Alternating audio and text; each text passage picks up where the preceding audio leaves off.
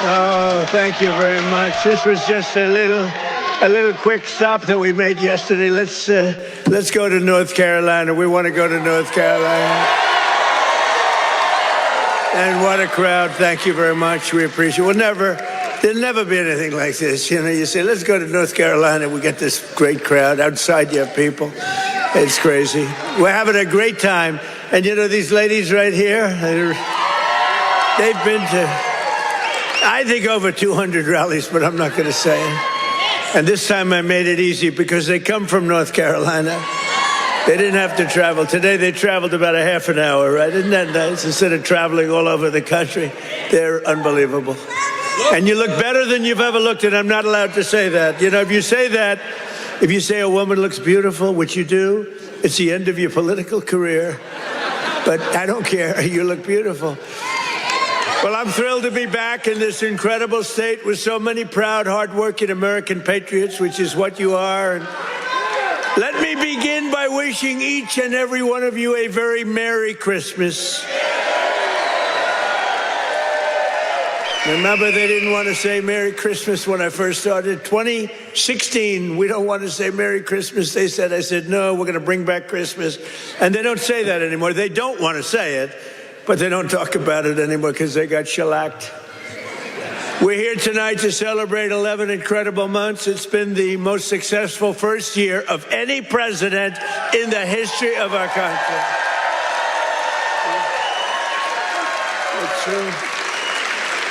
It has been, isn't that a big statement? But it's a statement that you read all over the place. I mean, who could have done better? I don't think anybody could have done better than us, not me, than us. We're in this together. Since my inauguration, we've created more than 53,000 North Carolina jobs, including 8,000 North Carolina construction jobs.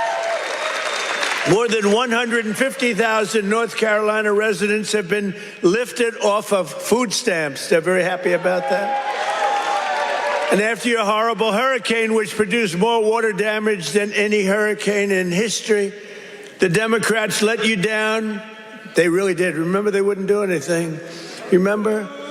They wouldn't go to your community. They wouldn't do anything. You had to wait till January 20th when I took office that we really knocked the hell out of it. Remember? As soon as I took office, I got in on January 20th, and first thing I did was made North Carolina phone calls, and we did a hell of a job. Did a hell of a job. You'd still be sitting in the mud if I didn't get elected. You would be. People were sitting in the mud. But I helped rebuild your state, and I didn't get any help from the Democrats, not your governor, not your man that's running, by the way, for Senate against Michael Whatley, who's phenomenal. Michael Whatley is incredible. Your previous governor was a disaster. He's also a radical left person, by the way. He's radical left. You don't want him. He doesn't represent you. And look at the crime. Look at what's going on with all the crime here. The slitting throats and stuff. I never saw that with you. Now all of a sudden that's what we see.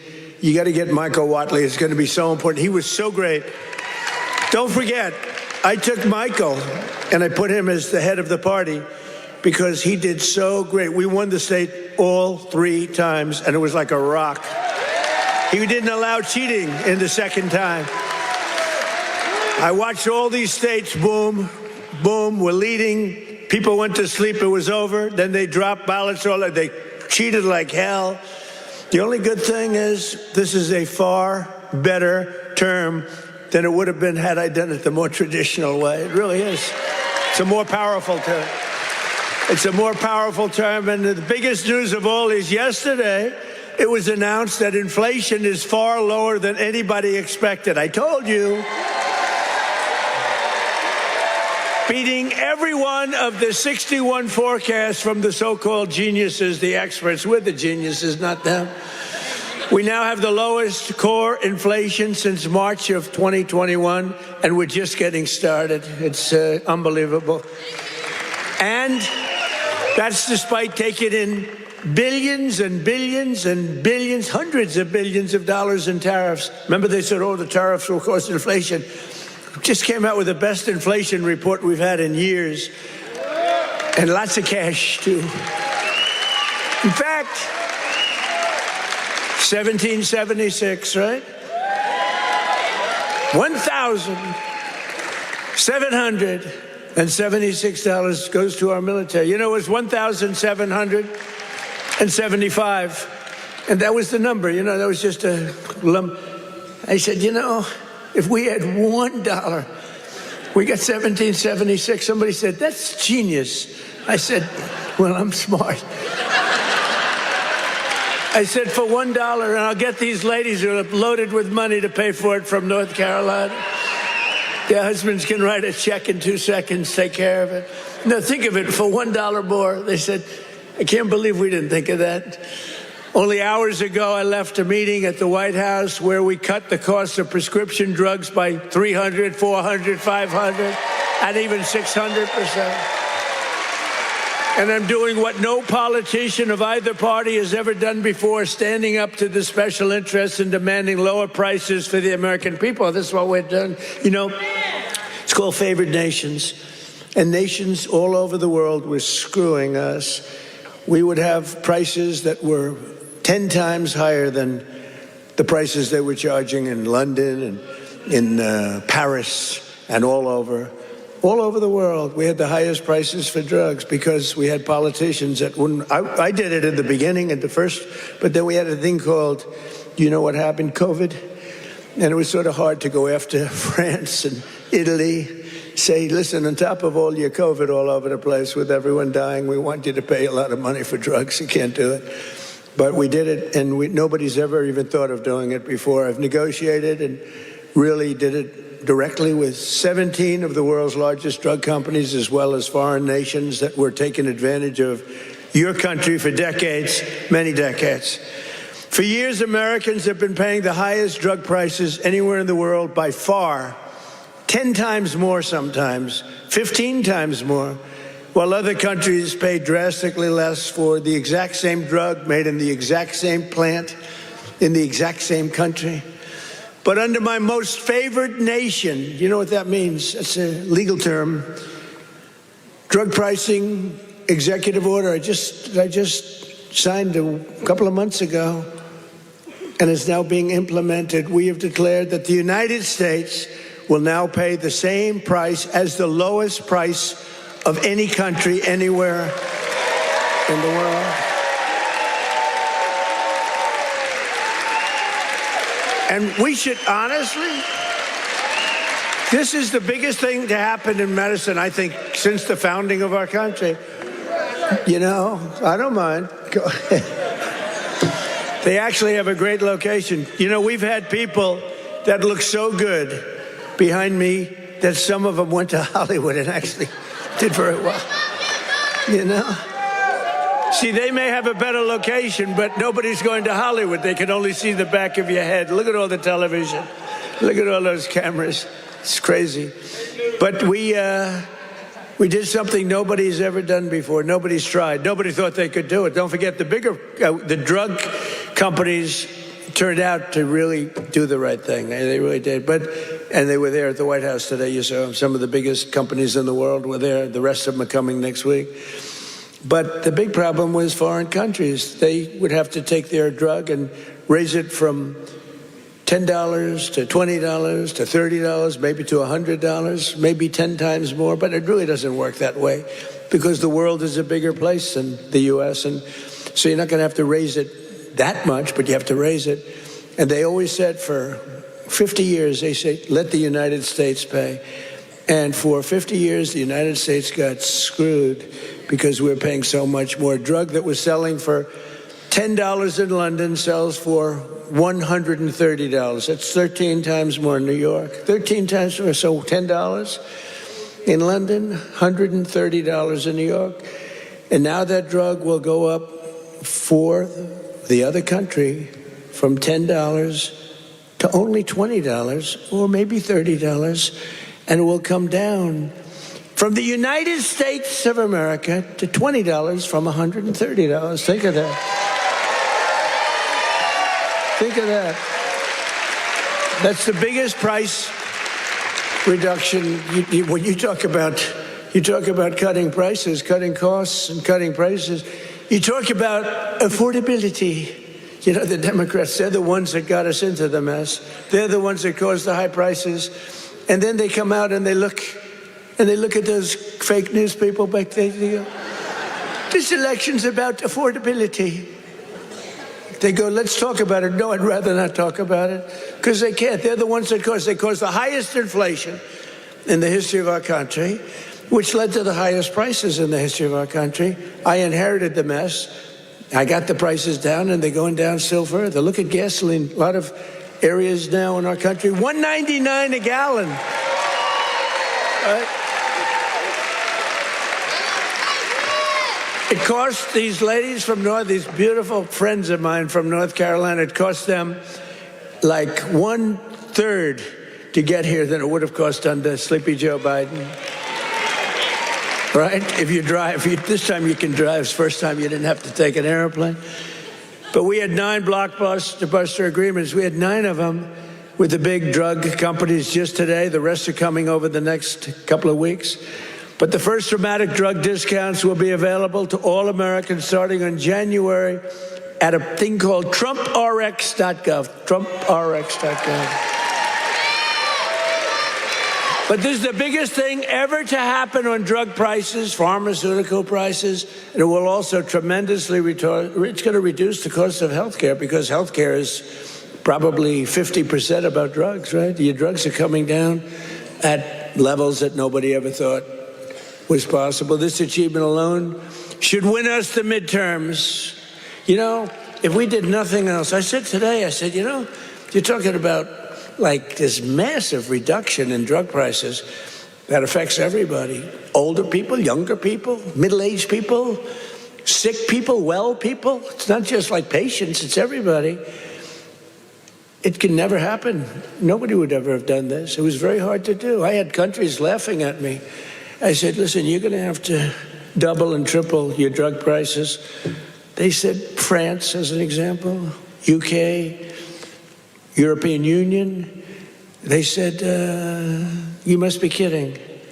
They've had low prices for years. The drug companies would go, could you pay more? No, charge the United. They wanted the drug companies, in all fairness, to charge the United States of America. And they made up all sorts of crap. Well, research and development. I said, well, what about research and development? Why aren't they paying also for research? Well, it just never worked that way. They used to use, remember, research and development. That's why we pay more. I say 12 times more. Why? For research and development? It was all a con job. But I'd say to the head of France, as an example, I'm sorry, but you're going to have to double or triple your prices for drugs. No, we will not do that. Oh, yes, you will. I said, yes, you will. 100%.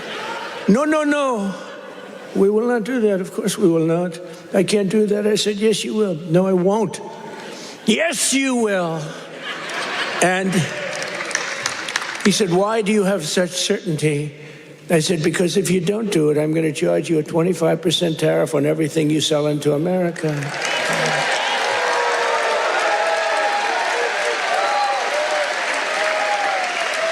And I said, because that was really the sticking point. They just would do it. They told the drug companies for years, we're not doing it. We're keeping that pill at $10. We're not going to raise it. And the drug companies said, well, you know, it's unfair. I mean, they're paying 10 times more, sometimes 15 times more. That's okay, let them pay more. We're not paying more than that. The prices were stuck for years. And no president did anything about it. Sleepy Joe Biden didn't know he was alive. The last thing he cared about was this. He didn't care about anything. Just wanted to make it through. But they cheated. Look, he was surrounded by radical left. Hey, did you see on Mar-a-Lago, did you see how corrupt that was now? It's all come out. Wow, it's all come out. Some life. It's all come out. They were totally corrupt, radical left lunatics. Not stupid people, by the way. He was, but the people that really ran the country and that really ran the auto pen, they were not stupid. But think about what we've done. Under the Trump administration, America will not be ripped off any longer. So can you imagine these countries? And when I told you the example before, from $10 to $20, that doesn't sound like much, but it's a doubling of the price. That's a doubling of the price. And if it went to 30 or 35 or 40, that's still a doubling, tripling, or quadrupling of the price. But I said, at 25% tariff, it's much more money than what you're talking about. So they would say to me, all countries, obviously they said no at the beginning, and they would have told a normal president no, and that would have been the end of the conversation. So they said no to me, and I said, no, you'll do it, 100%. And they said, what's wrong with this, 100%? I said, 100% that you're going to do it. The one asked me, why are you so certain? Why would you say that I would quadruple the price of drugs in France or someplace? I said, because if you don't, we're going to charge you a 25% tariff. That tariff is worth 5 times more money than you're talking about. And there was dead silence on the phone. And then when the gentleman, Emmanuel, is a wonderful guy, when he spoke, he said, you have a deal. Have a deal. He's a nice guy, too. But you can't blame him. This has been 40, 50 years. You can't blame him. But it was the same conversation with everybody. No, we can't do that. No, I cannot double the price of my drugs. I said, no, maybe triple or quadruple. But it's still much lower than we were paying. We were paying a number that was crazy, 13, 14 times more. As president, I'm also taking in the gigantic health insurance companies that have gotten rich on billions of dollars of government subsidies. And I want the money to go directly to the people. I want the money to be paid directly to the people so that they can buy their own health insurance, which will give far better benefits at much lower cost. By the way, what I told you about buying the drugs at this massive dollar discount, it's like from where it is, that's going to have a huge impact on the cost of health care. The current Unaffordable Care Act, commonly known as Barack Hussein Obamacare, was created to make insurance companies rich. Get rid of it. It was bad health care at much too high a cost. And you see now that the steep increase in premiums, it's being demanded by the Democrats. It was never any good, Obamacare. It was done for the benefit of insurance companies, which totally control the Democrats. That's why you could have a strike on January 30th. You could have another shutdown because the Democrats are totally in the hands of, they're totally controlled by the insurance companies, big wealthy companies. Again, I want the money to go directly to the people so you can buy your own health care, and you'll get much better health care at a much lower price.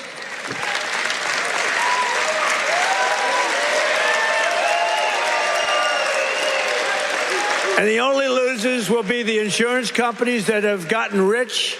How about these companies? Some of them have gone up 1,400%, their stock prices. One, I think, went up 1,700%. How many people have ever bought a stock that went up 1,700%? And think of it. They've taken in billions and billions of dollars. And the Democrat Party is also just, look, I don't know what they're going to do, because I don't know how anybody beats us when we say that we want the money to go to the people so you can buy your own health care.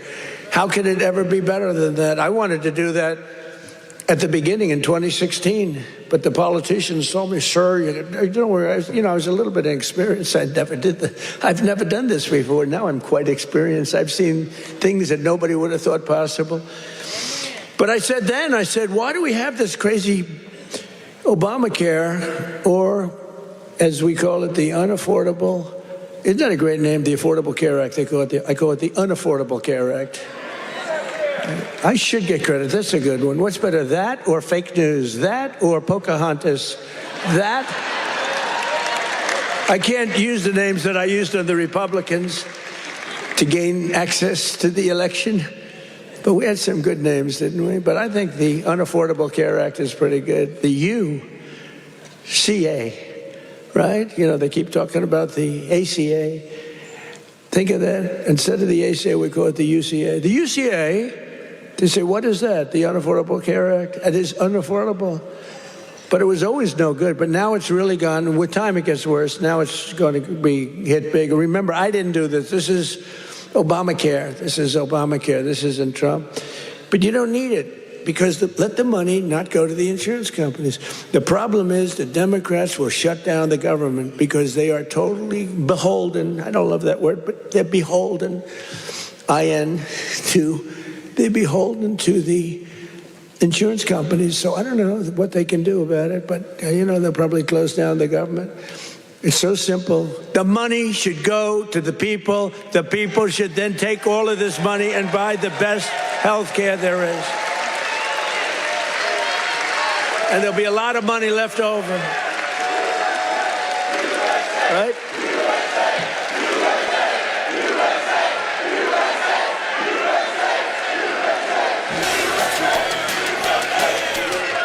But they'll not be happy. But that's okay with me because you, the hardworking citizens, and finally you're going to have great health care at the right price, so you're going to have it. Although today I did suggest one thing, because when I was watching these big drug companies get up and talk about things, they were giving free medicine, and I mean, they couldn't have been nicer, they couldn't have been better, and they were, giving us a hard time a while ago, but it worked out good.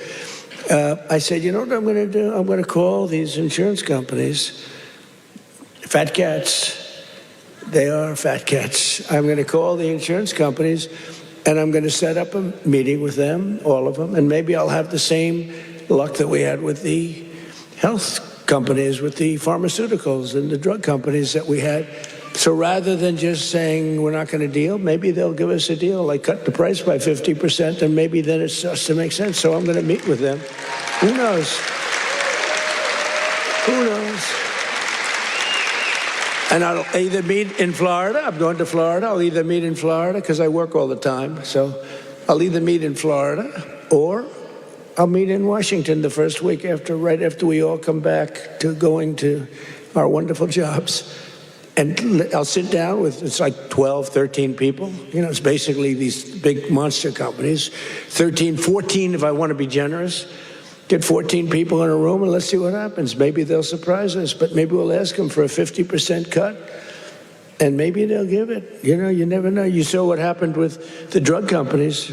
They're giving free drugs. They've been unbelievable, but they do love our country. And I probably think the insurance company guys love our country. They just felt they were dealing with stupid people, so you can't really blame them. Over the past 11 months, we have brought more positive change to Washington than any administration in the history of our country. That's true. And there's never been anything like it. When I took office last January, I inherited a mess, and very simply, I am fixing it. Joe Biden gave us the worst inflation in the history of our country. A lot of people say, the fake news says, it's not the worst in history. It's the worst in 48 years. Oh, okay, sorry. No, they do. They say 48 years is okay. But when I say history, they go crazy. That's when I let them win. I say, I'm sorry, apologize. I like that hat, 47.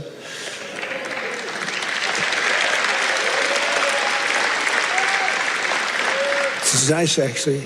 Beautiful, nice thread, gold thread. I watched that myself. I want gold thread, not mustard colored, No, they give you, a lot of times they sell you mustard color. It costs them a lot less.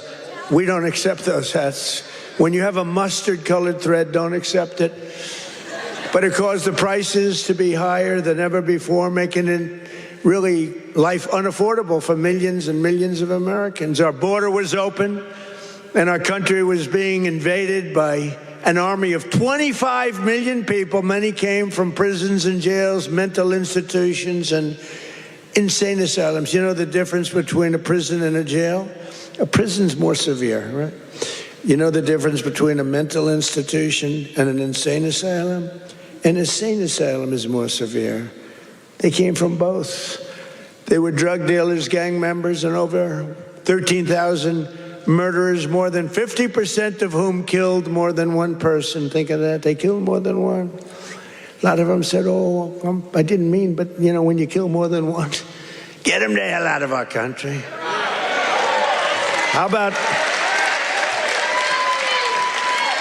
How about that incident with that horrible monster that killed the young, beautiful girl from Ukraine, an animal? And to think we'll have him in trials for years, and you'll get some nice liberal lawyer, and we'll say, oh, well, he had a bad day. Yeah, he had a bad day. He slit her throat. We had men playing in women's sports, transgender for everybody, crime at record levels, the worst trade deals ever made. And our country was laughed at from all over the world, but they're not laughing anymore. 1 year ago, our country was dead. Now we are the hottest country anywhere in the world because we finally have a president who puts America first.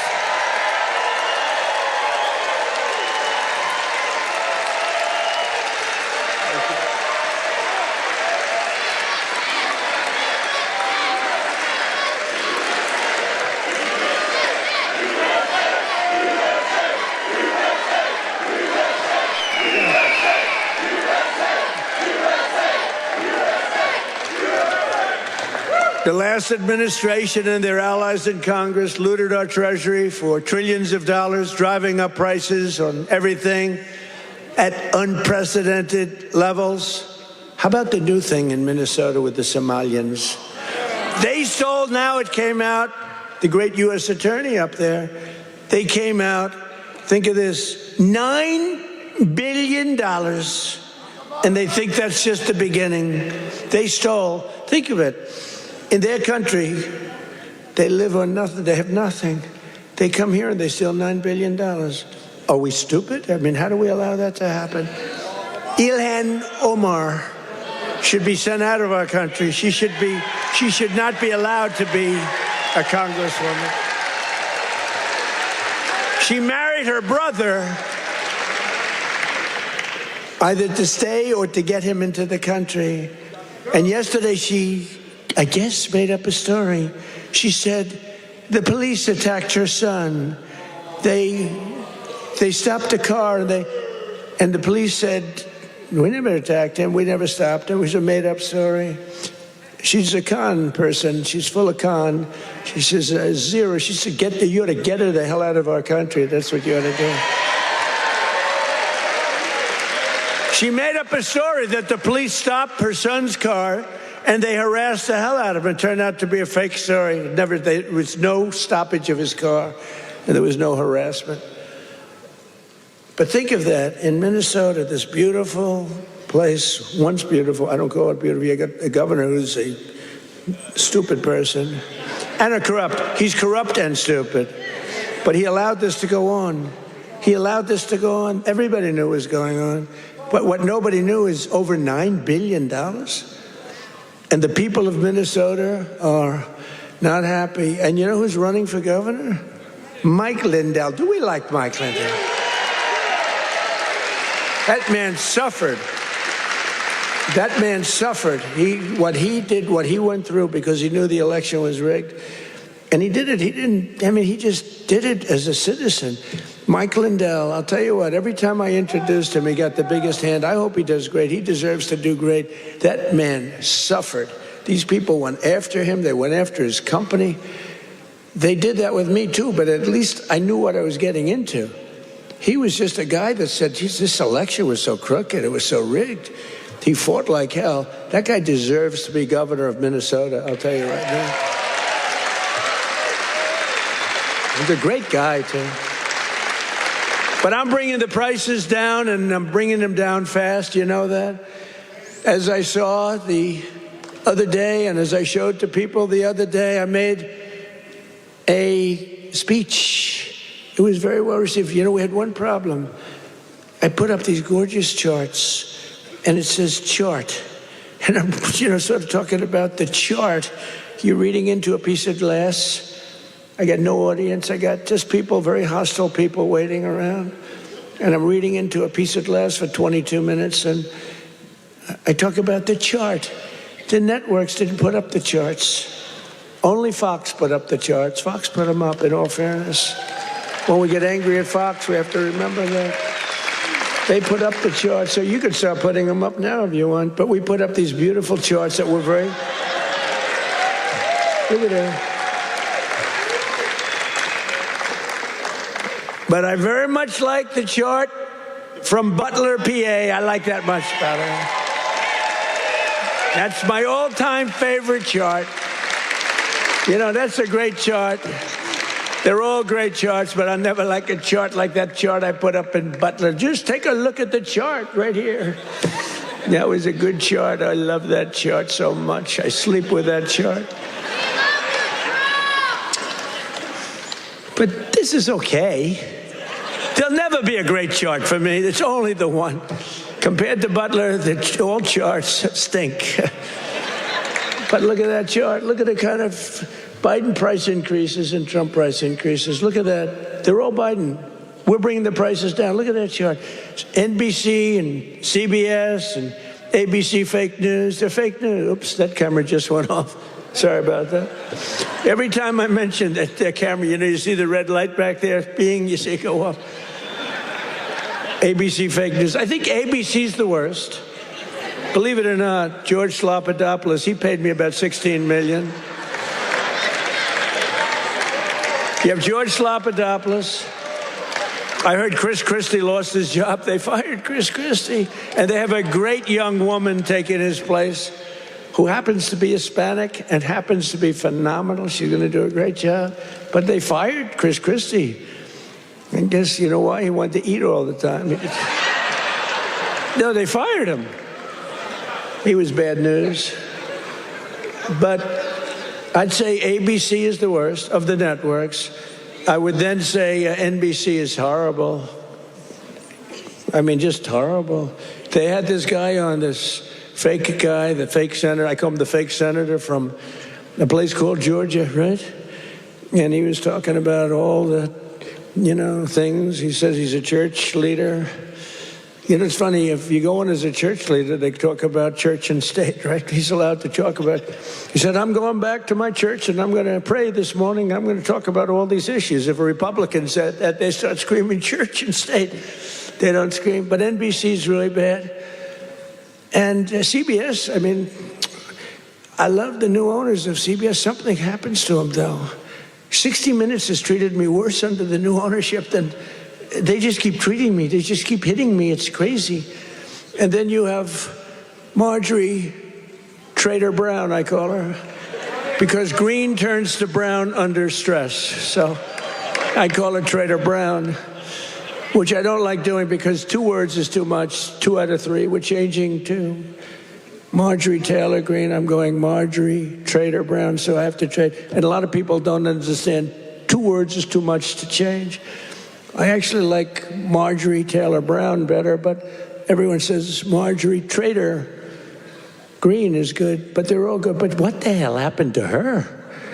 She must have been a stone cold liberal. She's on CNN now all the time. Can you believe it? And it was only because I couldn't call her back. You know, I have 218, 19, it changes, but we have 200 and some odd congressmen and women. I have 53 senators. I have 212 countries. I've got a family. It's nice to talk to my family, too. You can't call a president every single day, and then when the president doesn't call you back, she goes around saying, he doesn't call me back. He doesn't. I said, Marjorie, I can't call you back. I got 2. I think, Marjorie, I just can't call you back. I'm sorry. And I wouldn't call her back. And she goes onto a rant. He won't call me back anymore. Sorry about that. You know, you can only go so far. Yeah, once a month, once every week or 2 weeks, but you can't, you know, highly neurotic. Her, not me, but I'm neurotic too. I think I'm probably very neurotic too. I always say controlled neuroses is good. Being neurotic, no good, but if it's controlled, that's okay. It gives you some energy. But what the hell happened to Marjorie Trader Greene?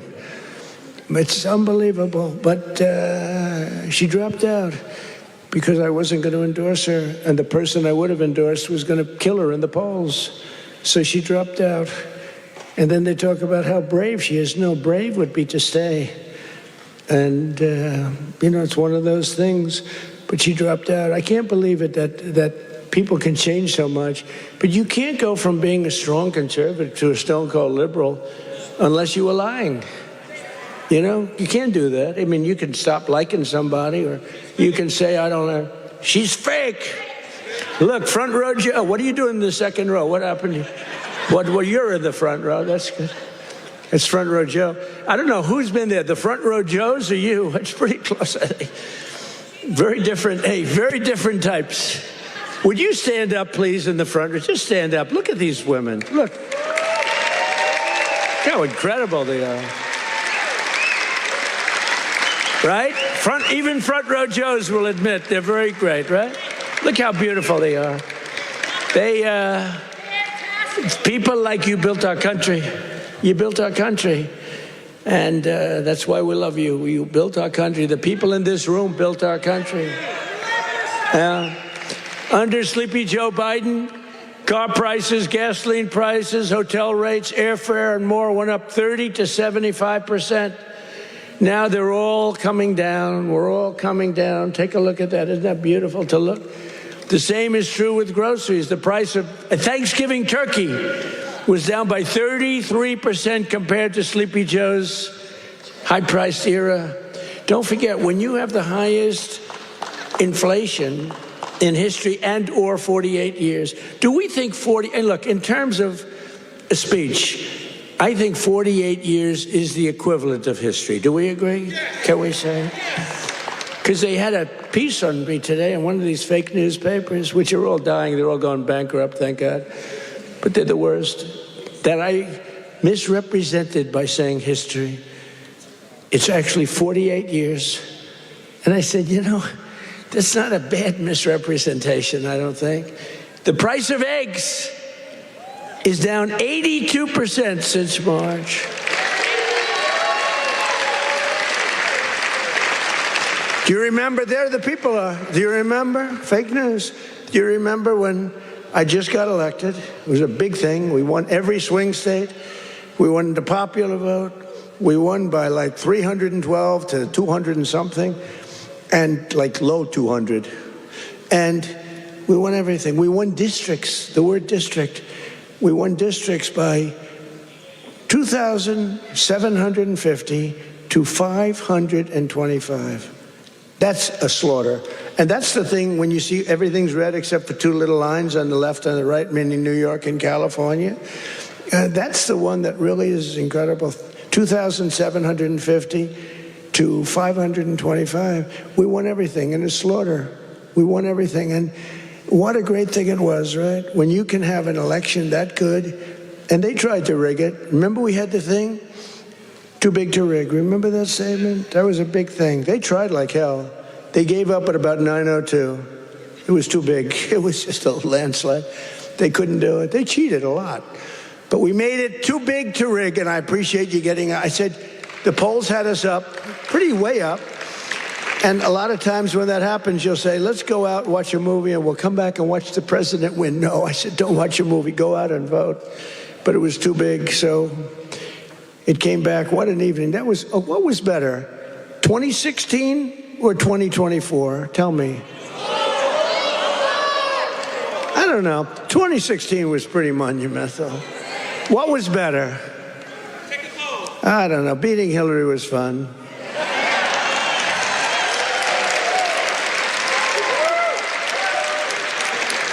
Well, Hillary has a much higher IQ than Kamala. I would say, I think Hillary has probably 50 or 60 points higher. Now, Hillary was smart. She was nasty.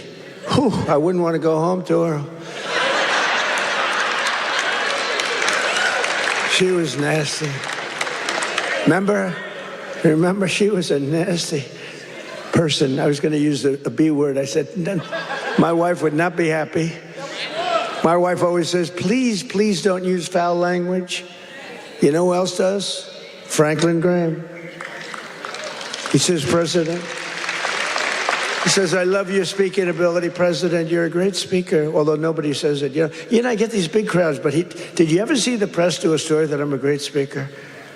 They say, oh, he looked tired. Oh, he's this. Oh, he's that. Yeah, I mean, it's crazy. I get crowds, the biggest crowds in history of anything, not only of anything. They never say, he gave a great speech tonight. in front of 45,000 people. Look at the crowds that we get, are the biggest crowds ever. Before the election, we're getting 80, we had 117,000 people show up in New Jersey. It was a great speech. You know what they said? He looked tired. I looked tired. You can't be tired in front of 117,000 people. It's not possible. You got a lot of adrenaline. The adrenaline is pumping, right? But that's why they're fake news. That's why nobody listens to them anymore. But remember that we slashed the yearly cost of new mortgages by $3,000. Look at the mortgage chart. We slashed them. Look at that. Look at that. Oh, boy. Look at how much you made with me and lost with that sleepy guy. But everything now is falling, and the only things that are going up are your salaries, the stock market, and your 401ks. They're going up. Do you remember when I first won in 2024, and I was at my first conference? I'm 2 days in. You know, we're recovering from all the hoopla. 2 days in. In fact, I took a day off. They said, something's wrong with the president. I said, I just got here. There's nothing wrong with me. Something's wrong. You took a day off. What's wrong with the president, right? Every time. Do you remember when I had 28 news conferences in a row over 28 days? Sometimes I gave 2 or 3 in one day.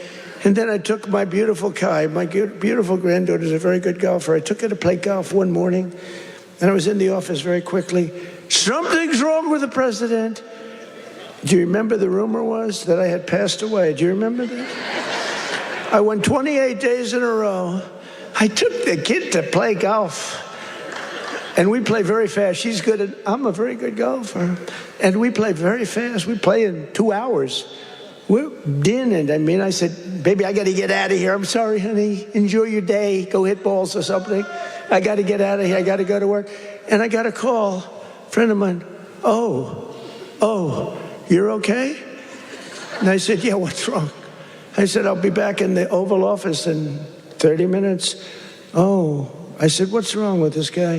Then I got another call. Oh, you're okay.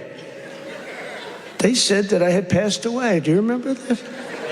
First day in 28 days, these people are sick. That's why I've taken more physicals, because I think you have an obligation to, report. And I hate when they put out false reports. So they put out a report that Donald Trump. So I took a lot of physicals. And I did something no other president's ever done. I took cognitive tests. Because I know that, and by the way, not easy. You get to those last questions, those last 10, 15 questions, nobody on that stand could answer probably any of them. And I got them, I aced them. And no other president's taken a cognitive. Could you imagine Sleepy Joe taking a cognitive test? I don't think he'd get the first question is like, what is this? And they show a lion, a giraffe, a fish, and a hippopotamus, right? And they say, which is the giraffe? So that's the only question. But what happens is it then gets harder. I don't think Joe would have gotten the first question right. He would say hippo. I want the hippo. But anyway, I've taken now 3 cognitive tests. I've aced every single one of them. And these are, this is that big stuff. This is Walter Reed. I've got a whole team of doctors all over the place. If you get them wrong, I said, what do you think? Should I do it? They said, well, here's the good news. The good news, if you do well, that's great. Actually, if you do well, they won't report it. If you do badly, it's going to be the biggest story in history. They said, it's possible that if you do badly, the word will leak out and you'll look very bad. I said, this was on my first test. After that, I knew that I can do very well. Smart person.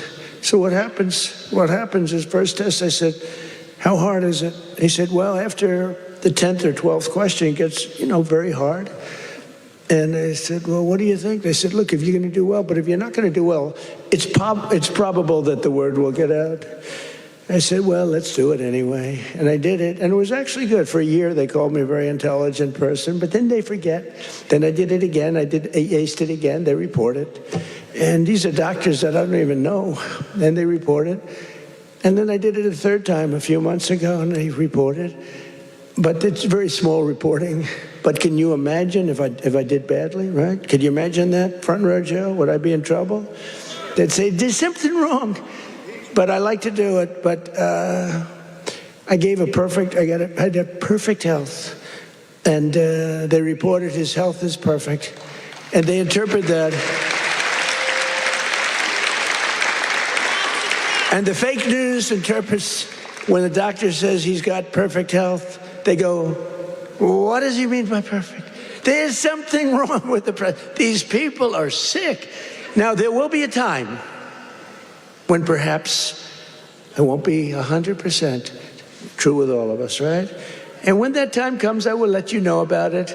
In fact, you'll probably find out about it just by watching. But that time is not now, because I feel the same that I felt for 50 years. I really do.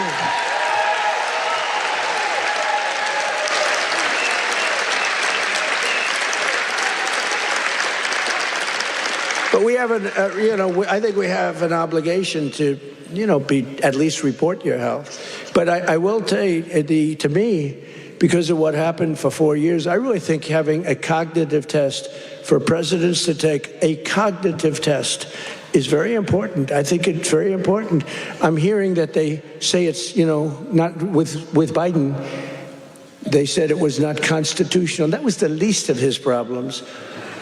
But I think it's very important that a president or people running for president and vice president take a cognitive test. I mean, I think it's a very important thing. I don't know. They say you shouldn't do that. It's unjust. It's not constitutional. They say all these things, but I really believe that under Trump, wages are rising much faster than inflation for the first time in many years. Think of that. Wages are rising faster than inflation. That's what it's all about, right?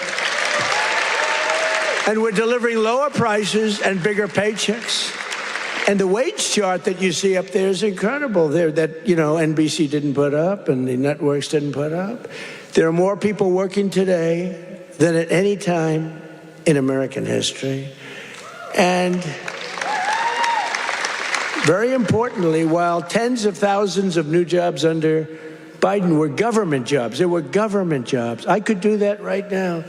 You saw today we had 4.5% inflation. That's because I'm letting go of tremendous numbers of government workers. We're replacing them.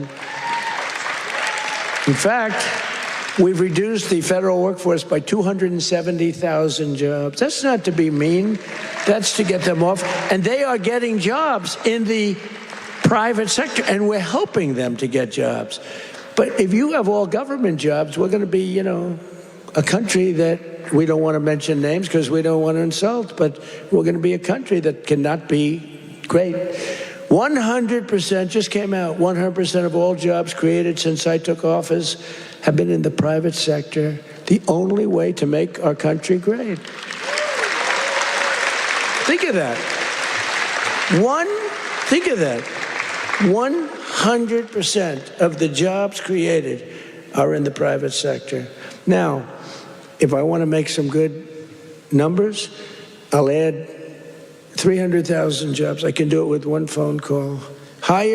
Each agency hire 25,000 people today. They hire them immediately. They pour in, and the 4.5% would be down to 2.5% in a matter of moments. I could get it down to zero. Hire a couple of million workers, please. Oh, the country's booming. We're down at zero. But that's the destruction of a country. That's what Biden used to do. They used to hire 10 people for one job. They'd have 10 people, would look at a job and would say one person can do the job, but let's give it a break. Let's do two and they'd have 9 people for one job. And that's really tantamount to a failed country. In 4 years, the last administration secured less than $1 trillion in new investments in our country. Think of that. 4 years, less than one. 4 years, the whole term, less than $1 trillion. In 10 months, I have secured a record-breaking $18 trillion more. They gave us doom and gloom, and I'm building the Trump economic boom. It's a boom. It's a boom. These factories, auto plants, AI plants, We've never had anything like it. I ended the radical left's war on American energy, terminated the Green New scam, and signed an order to drill, baby, drill. We're drilling. You see where gasoline's coming down? Gasoline is now substantially lower than $2.50 a gallon, and many, many places now are under $2 a gallon for gasoline. And within the next 12 months, we will have opened 1,600 new electrical generating plants. That's a record all time. Because, we need tremendous amounts of electricity for AI and for all these plants. Electricity prices will fall very dramatically when these plants are open.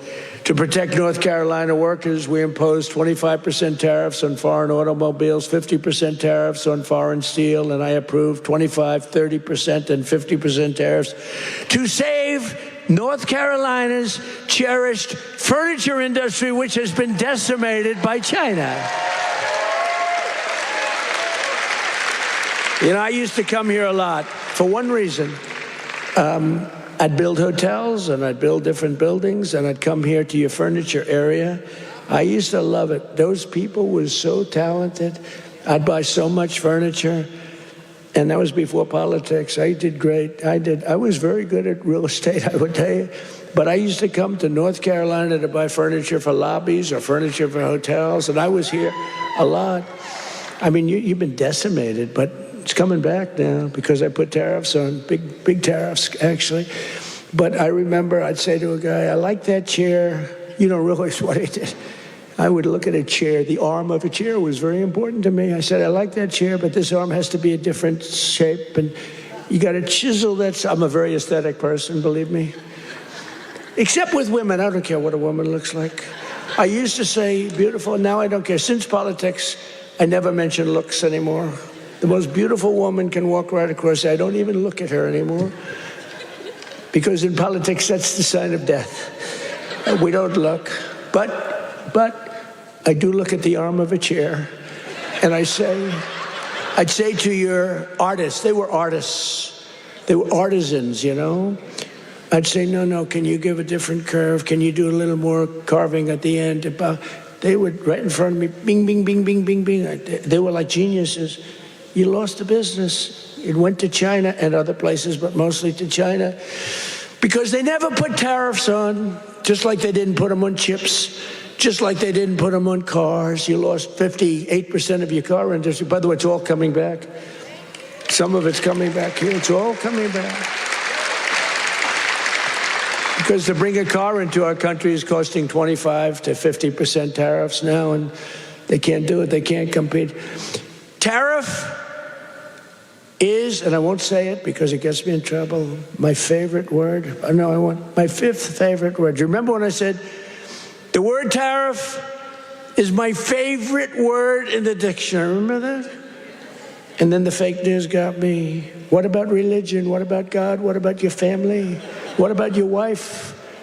What about your children? I said, they got me in this one. So now tariff is my fifth favorite word. And now I'm okay. It's my fifth. 5. Now I'm okay. But starting in the new year, the people of North Carolina will also see the dramatic results of the largest tax cuts in American history, including no tax on tips, no tax on overtime, and no tax on Social Security for our great seniors.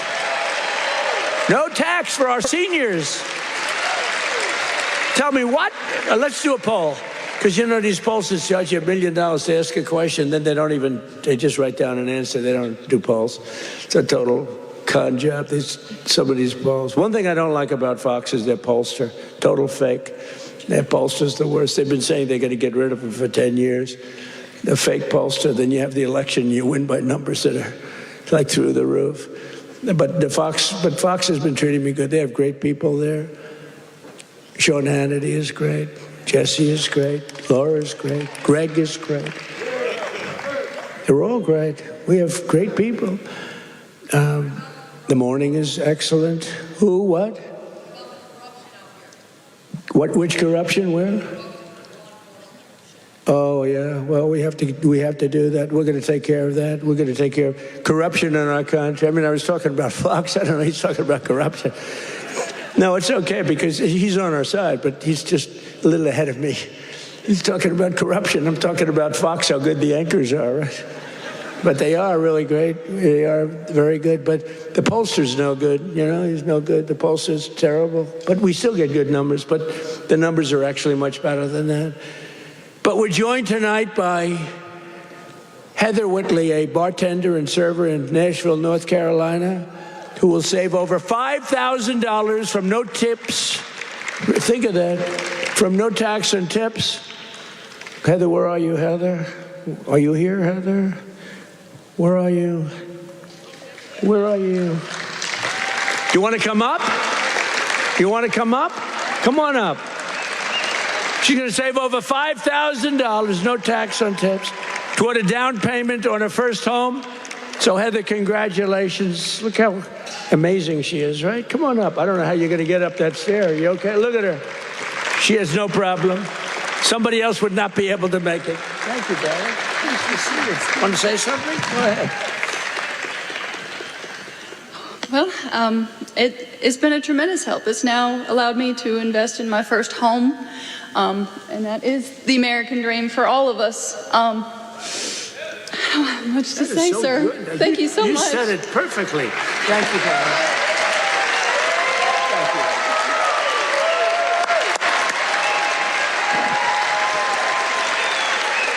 Heather, you don't realize you said that so perfectly, because that's what it is. You're going to get a home and you're going to be happy as can be, and you are a great person. Thank you very much. You couldn't have been better. Thank you, darling.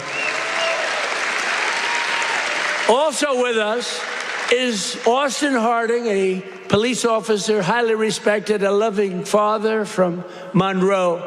Austin and his wife are raising a son with autism. A beautiful son, beautiful person, and are passionate supporters of MAGA, and they love Robert F. Kennedy Jr., so do I. And with no, thank you, Austin, and with no tax on overtime, Austin will have thousands of dollars, many thousands of dollars more to help care for his wonderful son. Last but not least, we have Carolyn and Charles Thurston, who run a successful small business providing care to senior citizens. That's great. Not only did we make their small business tax deduction permanent, helping them to expand, but under no tax on overtime, their employees will have much higher take-home pay, and that makes their job a lot easier. So, Carolyn and Charles, please stand wherever you may be. Oh, that's great. Thank you. So it's going good? Going good? Good-looking couple. Thank you very much. Another key part of our tax cuts is known as Trump accounts. You hear about that? You put money in, and they are knocking them dead. It's great. It's Michael Dell Computer. He put up $6.25 billion. How do you like that? He started with no money, and now he puts $6 billion plus into the first accounts. I mean, think of that, $6 billion. It's, to be exact, $6.25 billion. Even the second part is a lot. And we've had a lot of great Wall Street titans and a lot of great real estate titans. They're all putting money in Trump accounts. It's for kids. They get a certain age and they're going to have money. It's going to double and triple. Hopefully, it'll do well.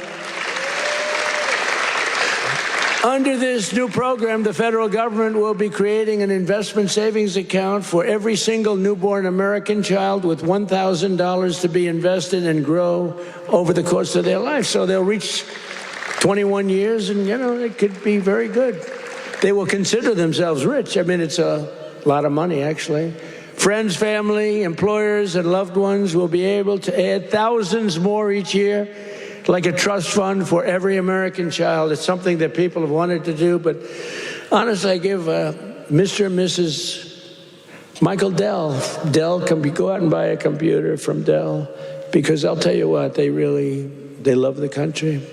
Great people. Every single Democrat in Congress voted against these incredible benefits. Every single Democrat said no.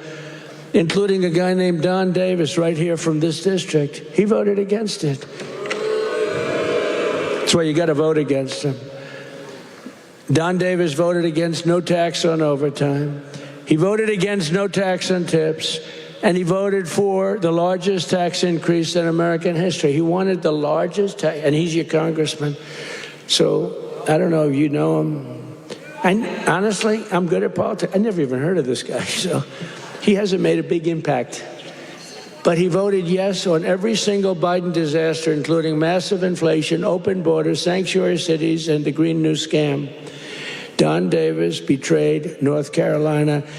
Don Davis did nothing about the flood. He did nothing about the hurricane. I did it all with your congressman and with a couple of Republicans from your state that put their lives on the line to make sure this got done.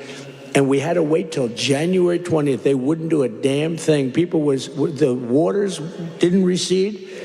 They were living in areas that didn't have water, and now they were surrounded by water. And by the way, Elon Musk, with his incredible, you would call it, contraption of communication, incredible. I said, Elon, we need 500 of those. You couldn't get them because it's been very successful. He said, you'll have them tomorrow. You got to give him credit for that, you know. I have my little disagreements with him. I don't believe in the mandate where everybody has to have an electric vehicle within an hour. You know, I don't, but you got to give him credit. He really saved a lot of lives. Here tonight are some of the warriors who, unlike Don Davis, who's a disaster, vote against him, stood up for North Carolina, including Congressman Tim Moore and Brad Knott. Where are you guys? Hey, fellas, come up real fast. Come on up. Come on up. I'll tell you, these guys were, look at them, two handsome gentlemen, extremely different types. That's great. Say hello. Say a couple of words. Thank you, man. Thank you very much. Appreciate it.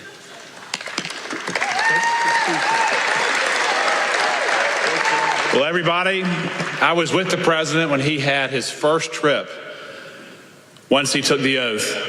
And where did he come? North Carolina.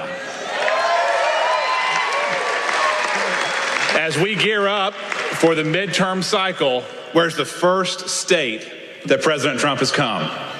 North Carolina. He knows what you know. It's the people that make this country great. It's not the government. It's not regulations. It's people just like you. And let me just tell you this. The fight is long. It's hard. I'm new to this, and I have been amazed at how hard the president is fighting for you. So let me say this simply and with my whole heart.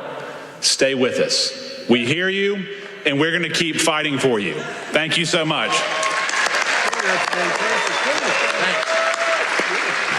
I guess I'll have to lower the mic, Mr. President.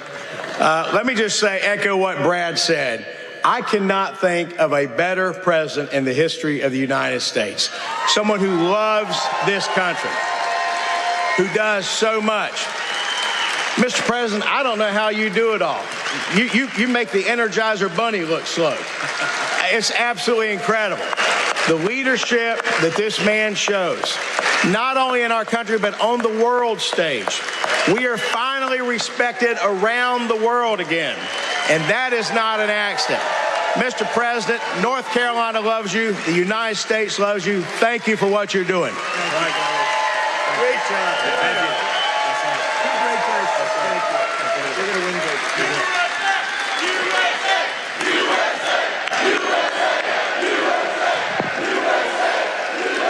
Great job. That's a great job. Boy, oh boy. Well, they're going to win good, but you got to beat that other guy. Thanks also. I want to thank somebody very special. He's the Secretary of Labor, Lori Chavez DeRemer. Where's Lori? Larry, thank you. What a job. What a job you've done. Our friend did me a big favor when he recommended you. I was recommended by a great guy, a great friend of mine, and a big fan of Lori, and he said, I have somebody that would be great, and that was an understatement. You've been unbelievable. Thank you very much, Lori. Appreciate it. And another one has been incredible, got a lot of energy. Director of Federal Housing Finance Agency. He's done a phenomenal job. Mr. Bill Pulte. Bill, thank you very much. Thank you, Bill. Also, State Senator Phil Berger. Phil, thank you. Great. And we have a lot of political people here. I would like to introduce them all. Will be here, but one we have to introduce, fellas, is Michael Whatley. And he was the head of the Republican Party. Before that, he was the head of your party right here, the Republican Party, and we won 6 in a row, 3 primaries and landslides, and then we went on to win the election all 3 times. So we won 6 in a row. I've never had a loss with him. And when I won look, we did phenomenal. It turned out, we won 3 times in a row, just so you understand. I don't mean here, I mean all over. We won 3 in a row. They might have done us a favor, but we won 3 in a row. But when we got screwed in the second election, it didn't happen over here. He had 601 lawyers he hired. They had lawyers at every single ballot box. And other people were cheating in other states that we won by a lot, and they were cheating. You could see it go, here we are, wah, wah. And you remember they have ballots all of a sudden. We just found 75,000 ballots, a total rigged deal. And by the way, you have not heard the last of that, I can tell you. But in this state, that didn't happen because you had a guy named Michael Whatley, and he had every box secured. He had, I think, 2 or 3 lawyers at every station, but he had over 600 lawyers, I think 600. And I said, how many lawyers did you have? 601. I said, that's like genius. He was ahead of it. And you'd watch, people went to bed that night. Everyone said the election's over, Trump won. And then all of a sudden they woke up in the morning, and 3 o'clock in the morning, they found hundreds of thousands of votes in some of these states. It was a rigged election, but not here because of him. And I said, I don't know if I'm doing this again, but if I'm doing this again, I want Michael Whatley. I said, the guy from North Carolina, I want him to head the Republican National Committee, the RNC. And he did it beautifully. Come on up, Michael, come up. He did it so well, and we had the big election when he worked with Laura. Now, how good is Laura? Laura Trump, who was born here, loves this state so much. She could have done very well. By the way, I think Ted Budd is doing a very good job, too, I have to tell you. And I will say this, Tom Tillis fought with me for the Lumbee tribe, the Lumbee. I love the Lumbee. And he's really been very good. We had a little dispute, but these are, it's fine. He's been really good. Tom has been very, very good, and I appreciate it very much. And he's been very strong on the Lumbee tribe, and I think they're going to get out and they're going to vote. The Lumbees, you have some here. You have some of the leaders here. If you could, you want to stand up if you're there? It's really great. Thank you very much. We appreciate it. Let them know we appreciate it. We got to get every one of those 60,000 votes or whatever. We got to get them for this guy. But the Lumbees have been great. I've been with them from the beginning. We got them across the finish line. But I want to ask Michael to say a few words. He's just been an unbelievable warrior. And I said, if I do this again, I'm going to get that guy in North Carolina who wouldn't let that phony, they tried here too. They couldn't get away with it. They tried. He stopped it. He's a tough, strong guy. He's also a wonderful human being, he's just a great person. And I want to tell you, him and Laura Trump there's never been a better team. In fact, I said, before he did this, I said, if you had your choice for anybody to be your co-chair, who would you pick? He said, I'd take Laura Trump again, right? Yes, sir. You did say that. But I'd like to have Michael say he's in a fight. against a radical left governor who did a shitty job for you. And I really want you, either way, but either governor, because you have another governor that's a Democrat. You know, virtually, I think every state run by a Democrat is a failure. Think of it. And now your state with all these killings, I never heard of killings, but all of a sudden, and they came in through Biden with his open border craziness, and these are vicious people. But I want this man to say just a few words because it's so important that he wins. You don't want to have a radical left senator that basically wants to have open borders, transgender for everybody, men playing in women's sports. Michael, are you in favor of men in women's sports? I am not. Are you in favor of transgender for everybody? I am not. Are you in favor of open borders? No. Thank you. Thank you, sir. You know, in 2015, Donald Trump came down that golden escalator, said he was going to make America great again. And he was going to do it by rebuilding our economy, restoring our borders, and making America respected around the world again. And I said, I'm with that guy. And we won in 2016, and we won in 2020, and thank the Lord that we won in 2024, and Donald Trump right now is serving as the most transformational president in our lifetime. And President Trump, my pledge to you is this. When I win this seat, when I am the next senator from North Carolina, I am going to be a fighter every day for this great state. I am going to be a conservative champion for North Carolina, and I am going to be an ally to our great president, not just the 45th president, but the 47th president as well, Donald J. Trump.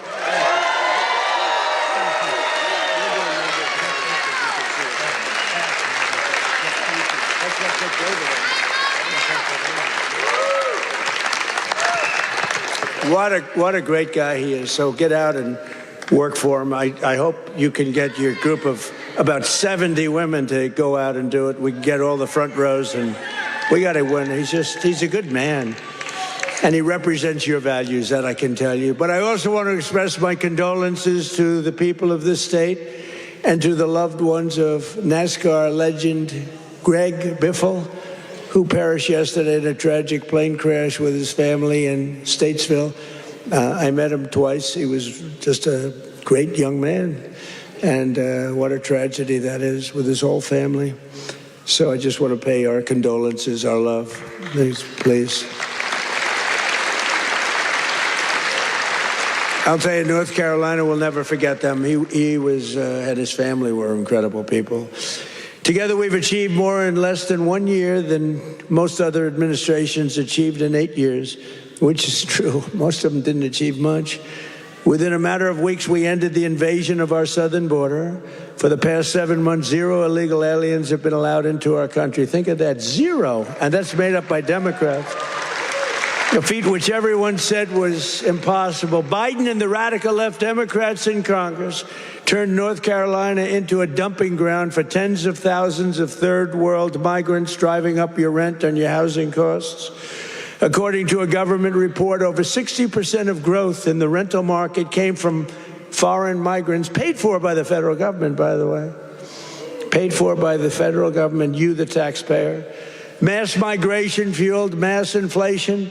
But now we are fixing it, and we have record-setting deportations, and we're really focused on the bad people. We're really focused on the bad people. We have farmers who are great people. They know what they're doing. But we're focused on the bad ones. We're getting the murderers, the drug dealers. We're getting the ones from prisons. We're getting them the hell out of here. We're focused very strongly on that. For the first time in 50 years, we're seeing reverse migration as migrants go back home. We're saying, go back home, please. And we want the bad ones to go back home because those are the ones that caused the problem.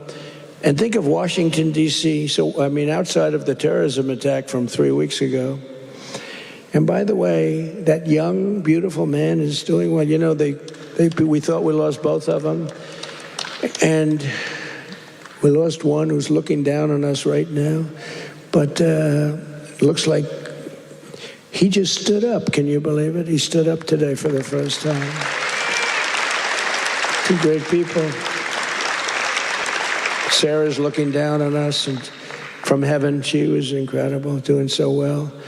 But he's doing, they were both about the same. We thought we lost both of them. Hit in the same area, if you can believe it. He was hit hard. But and his mother, Monica, I spoke to her the night of, sir, he'll be okay. Every doctor was saying he doesn't have much of a chance. And she said, sir, I'm telling you, I know my boy, he's going to be fine. I can't believe it. And literally, actually yesterday, he stood up and he's talking a little bit. I mean, the whole thing is incredible. The mother, I've never seen anybody. I never saw anything like it. She was so positive. She said, I'm praying, and everybody's praying, the whole country's praying, and there's no way he's going to have any problem. He's going to be just fine. It's not even that he was going to make it. It was like, he's going to be fine. Incredible person. In the year before my election, all net job creation was going to foreign migrants, all of it, 100%. Since I took office, 100% of all net job creation has gone to American-born citizens. The migrant invasion also brought massive crime. What's happening with the killings in North Carolina is indescribable. I mean, for the first time, you're in national news all the time with the killings. That's because you're run by Democrats. 2 weeks ago, an illegal alien from Honduras who entered under Biden walked onto a train in Charlotte with a large knife and brutally stabbed a passenger multiple times in the chest. The same savage criminal alien had previously been arrested 2 months earlier, but he was released by authorities to pillage and kill, which he did.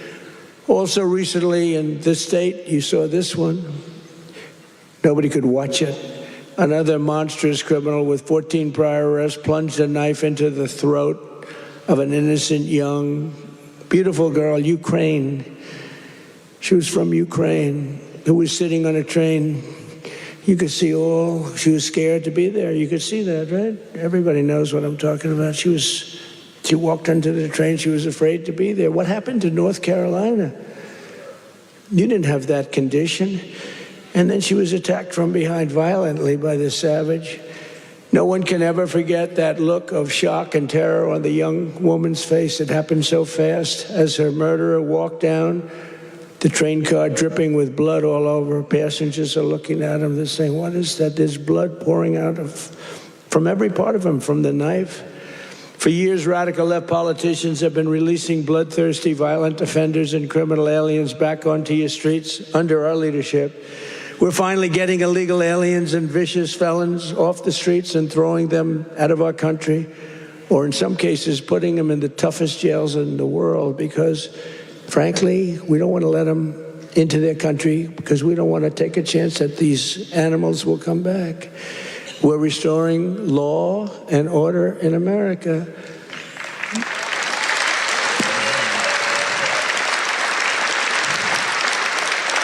We just made a record investment in our military and gave every service member a warrior dividend of $1,776, $17.76. And I'm also pleased to announce that just 2 hours ago, we hit the ISIS thugs in Syria who were trying to regroup after their decimation by the Trump administration 5 years ago. We hit them hard.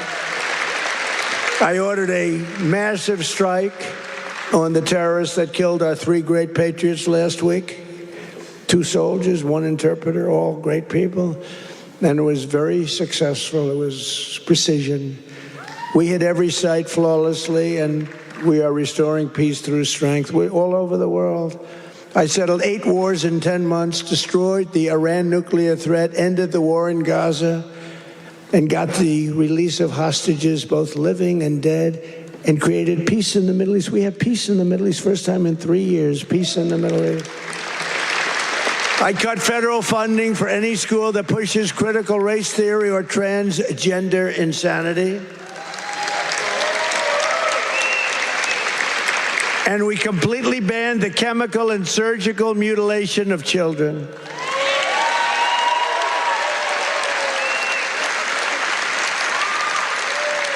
Can you believe I'm standing here, 2025, talking about I banned the surgical mutilation of children? Could you imagine 15 years ago saying that? People would say, this guy's crazy. What the hell is he talking? The surgical mutilation of children. I banned it.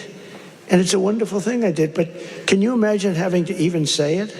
Or can you imagine having to say that we are keeping men out of women's sports? Frankly, that's less important if you want to know the truth, but it's very important.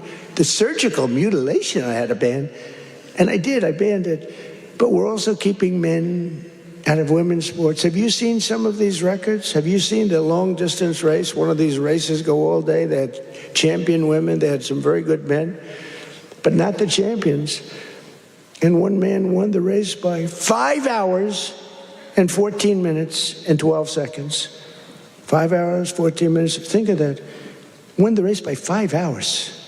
What do? Your parents go back home, go to sleep for a few hours, and come back and meet your daughter, and she's supposed to be thrilled? What kind of crap is that? Or the weightlifting records, where people that never lifted a weight before are going into the women who are fighting national championships, almost Olympic championships, and they're lifting 112 pounds more, and they've never done it before? Or the boxers that are getting decimated? You saw the Olympics where they had two people that they converted from men to women. They did a conversion, and the one young woman from Italy, a championship boxer, she got hit by a left jab. A left jab, for those that don't do it's just like a defensive punch. She got hit. She walked to her corner. She said, I've never been hit like that. I quit. Then they said, no, go out. You can do it. And then he gave her another left jab. That was it. She said, nope, I can't do it. It's so demeaning to women. And they don't stop. I saw the other day on one of the shows, I think Meet the Fake Press. I'm pretty sure it was that stupid show. And they had a congressman that you all know, a Democrat, saying, no, we have to allow men to play in women's sports.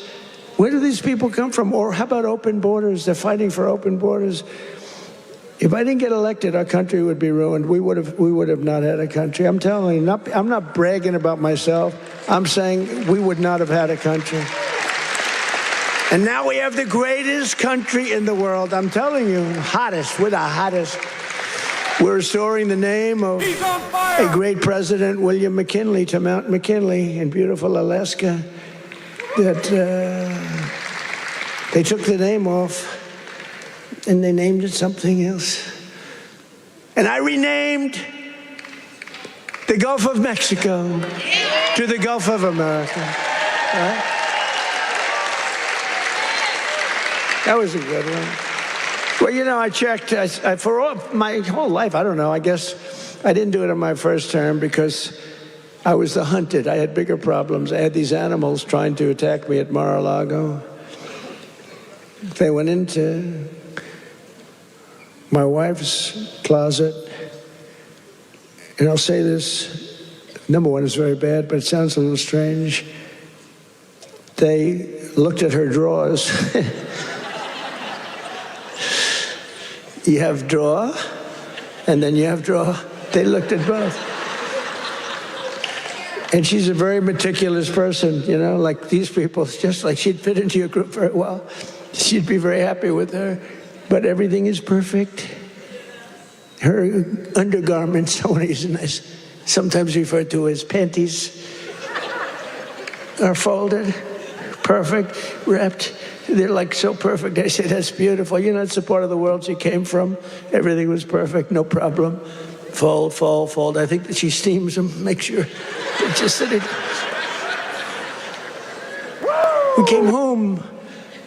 I wasn't there when the raid took place. The raid of a popular president, a former president. She opened the drawers and it was not that way. They were a mess. It was all over the place. And she said, oh, what happened? That's so terrible. But it's terrible. They went into my young boy's room. These thugs are disgusting, and we cannot let them get away with this stuff. We have all the evidence now. We have all the evidence, and we have to do something about it. We have to do something about it. It's illegal and it's disgusting. You know, I brought a lawsuit, and I'm winning the lawsuit. There's only one problem. I'm the one that has to settle it. In other words, I am suing, and I'm the one that's supposed to settle it. So maybe I'll give myself $1 billion and give it all to charity. Does that make sense? You know, I'll give it to charity. Do you have any nice charities? I have to settle the lawsuit. There's never been a case like this. Trump suit, I sued a long time ago, and it's doing fine. It's a suit, and now, you know, we found all this stuff.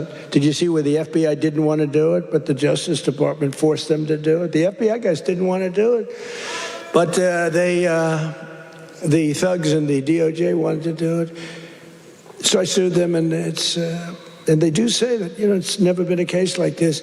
Donald Trump sues the United States of America. Donald Trump becomes president, and now Donald Trump has to settle the suit. I hereby give myself $1 billion. Actually, maybe I shouldn't give it to charity. Maybe I should keep the money. No, a lot of people say, do it. No, I don't want to do it. But whatever happens, it's all going to good charities. Is that okay? It's all going to good charities. But isn't that a strange position to be in? I've got to make a deal. I negotiate with myself. From the skyscrapers of Charlotte to the rolling hills of Asheville, from the sand dunes of Kitty Hawk to the streets of Chapel Hill, and from the factories of Hickory to the small towns and family farms across your beautiful countryside in North Carolina, we are bringing prosperity, opportunity, and pride surging back to your incredible home. Together, we're pairing all these people together. You're coming together. You know, it's coming together like nobody's ever seen, but we're fixing 4 years of disaster and decline. The whole world was laughing at us for 4 years. They were laughing, taking advantage of us, friend and foe. And the friend was worse than the foe in many cases. On trade, they were worse. And we're beginning the greatest years in the history of our country. It's called the Golden Age of America. That's what's happening. We were a dead country. Now we're talking about the Golden Age of America. Think of it in 10 months. Think of that. So in conclusion, tonight, after just 11 months, our border is secure.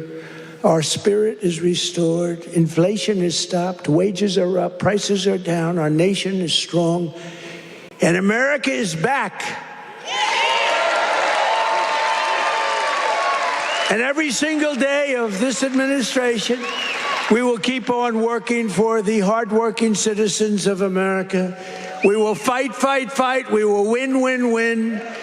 And with your help, we will make America powerful again. We will make America wealthy again. We will make America healthy again. We will make America strong again. We will make America proud again. We will make America safe again. And we will make America great again. Thank you, North Carolina. God bless you all. And Merry Christmas.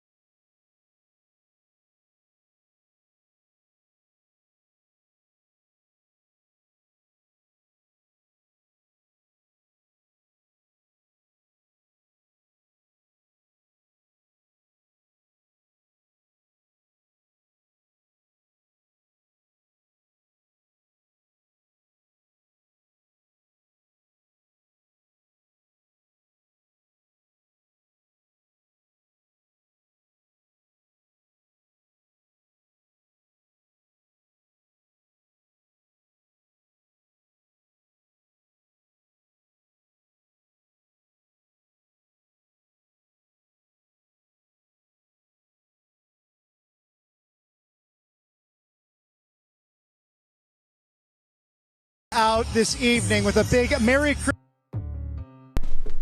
All right, well, that was President Trump there. I just realized I did not have the correct information on the screen. That was Right Side Broadcasting, but I think I had the White House labeled on there, but it was Right Side Broadcasting that we were covering. I want them to get credit for being there and doing the thing.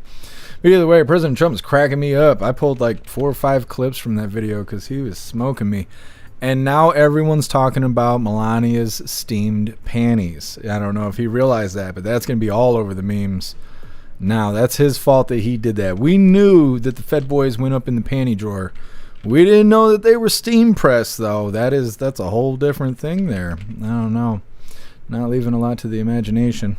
Either way, I'm going to drop this link really quick, and then we got to get rolling because we got the voice chat going on over on jeffmaclive.com if you want to hang out with us in the voice chat, which it's always fun. You got to get yourself a membership for the website. At the top of the link list, you can get a free week. And if you start today, you can be a part of today's voice chat on the website and next week's because we do it every Friday. Otherwise, it's 10 doll hairs. And everybody says it's worth it. So definitely go get yourself a membership for jeffmaclive.com. It's the home of the Hooligans. And like I said, there is the link link where all of my links are listed. So if you'd like to make donations, join membership programs, or purchase any merch, I would really appreciate it. All of you guys' contributions keep us running every day except for Sunday. Just got to have a day to recharge those batteries. And like I said, go join the website, go do the thing, go click the links and all that good stuff. Tomorrow is Free Speech Saturday, so no YouTube tomorrow, no Twitch, because we don't have time for soft community guidelines. Keep that in mind tomorrow when we go live for Coffee with Hooligans. You can always use the link to find your way to a better platform. So like I said, we ain't going to be doing the soft stuff tomorrow. Well, I'm going to head to the voice chat. If I don't see you guys in the voice chat, I will see you tomorrow for Coffee with Hooligans. Go have a fantastic night. I assume you've already eaten by now. I did go get McDonald's. It wasn't great, but it was better than not eating. So I ate. For those of you that worry about that, I did eat today.